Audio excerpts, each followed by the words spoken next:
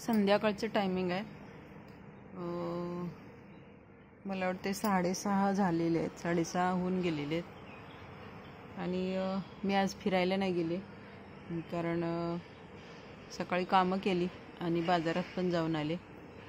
म्हणून मग वरती आले आणि टेरेसवर निवांत बसले. आत्ताशी टेरेसवर बसले म्हणजे पहिलं तर दळण निवडलं. ज्वारीचं दळण मला करायचं होतं, ते केलं. आणि मग नंतर मोबाईल घेतला. मोबाईलवर सरांनी 1-2 गणपतीचे फोटो पाठवले, ते त्यातलं सिलेक्ट केला कुठला तो एक, आणि 1-2चे व्हिडिओ बघितले. मन असं एकदम फ्रेश वाटलं. आणि रोज मी संध्याकाळी ह्यावेळी चालायला जाते, पण म्हटलं चला म्हणजे रोज पण जे आपण करतो त्याच्यातनं जरासा कंटाळा येतो, म्हणून आज थोडंसं वेगळं. आज मी चालायला जायचं कॅन्सल केलं आणि मस्तपैकी टेरेसवरती म्हटलं ह्या ढगांचा आस्वाद, म्हणजे ढगांकडे बघत, हायवे दिसतो आहे आम्हाला इथून, मुंबई गोवा हायवे, तिकडून गाड्या येताना जाताना दिसत आहेत, त्या बघत बसले. आणि मनाला असं छान वाटलं की रोजच्या रुटीनमधनं थोडंसं तुम्ही एक वेगळं काहीतरी असं करायचं.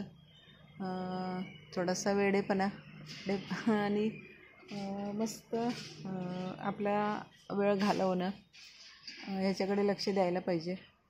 कारण आपला मूड जाण्यासाठी काहीही कारण लागतं.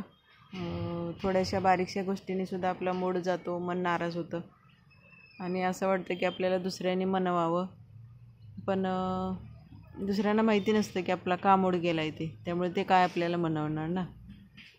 तर म्हणूनच म्हटलं आहे ना, तूच आहेस तुझ्या जीवनाचा शिल्पकार.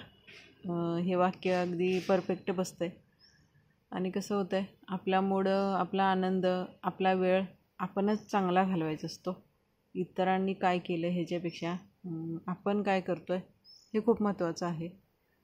आणि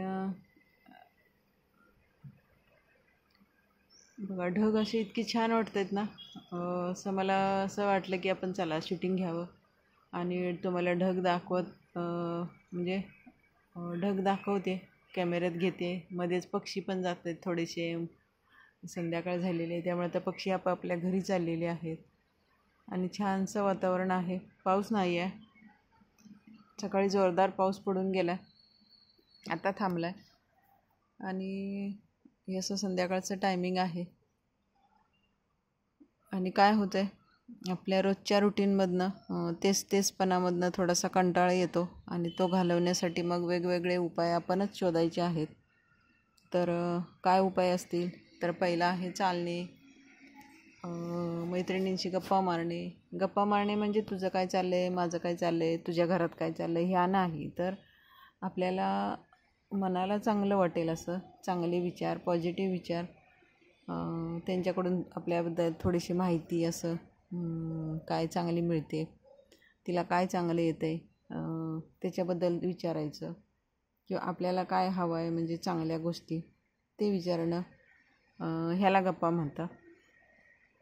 किंवा एखादं गाणं ऐकणं आपल्या आवडीचं, किंवा एखादा छोटासा यूट्यूबवर आता भरपूरसे व्हिडिओ आहेत, ते एखादे व्हिडिओ पाहणं, किंवा सरळ मार्केटमध्ये जाणं आणि फक्त फेरफटका मारून येणे. जरी आपल्याला काय खरेदी करायची नसली तरी आपण नुसतंच जाऊन बाजारात एक फेरफटका मारून आलो, चक्कर मारून आलो, तर आपल्याला बरंचसं ज्ञान होतं की बाबा बाजारात नवीन काय आलं आहे हे पहिलं कळतं, वस्तूंच्या किमती कळतात, किंवा आपल्याला एखादी व्यक्ती भेटते आपल्या ओळखीची, आपली विचारपूस होते एकमेकांची, तो एक होतं आहे. किंवा एखादं पुस्तक काढणे, जुनं कपाट उघडणे आणि आपल्याला आपण खूप दिवस झाले वाचलेलं पुस्तक आणि आता ते खूप दिवस झाले वाचून आपल्याला त्यातलं काही आठवतही नसतं, ते पुस्तक सहजपणे हातात घ्यायचं आणि पानं उलटत राहायचं. त्यातलं एखादं तरी वाक्य असं असतं की आपलं मन फ्रेश होऊन जातं आणि आपण आपल्या कामाला लागतो. तर आपलं काम म्हणजे महिलांचं तर कसं असतं आहे, रुटीन ठरलेलंच आहे. उठणे, चपाती भाजी बनवणे, जेवण, भांडी, कपडे. जरी कामवाली असली तरी आपल्याला ती भांडी गोळा करून ठेवणे, कपडे बादलीत भिजवून ठेवणे, अशी कामं असतात. आणि बाजारातनं काय आणणे असतं आहे, हे रोजचं रुटीन झालं आपलं. पण त्यातनं वेगळेपण आपण काय करतो, तर जे आपल्याला काय आवडतं आहे ते काम करत राहणे.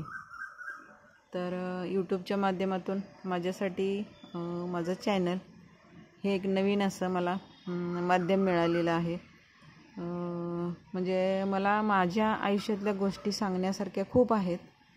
म्हणजे त्याच्यावर एखादी फिल्मसुद्धा बनू शकेल एवढे आहेत. पण मी त्या यूट्यूबवरती शेअर केलेल्या नाहीत कधी.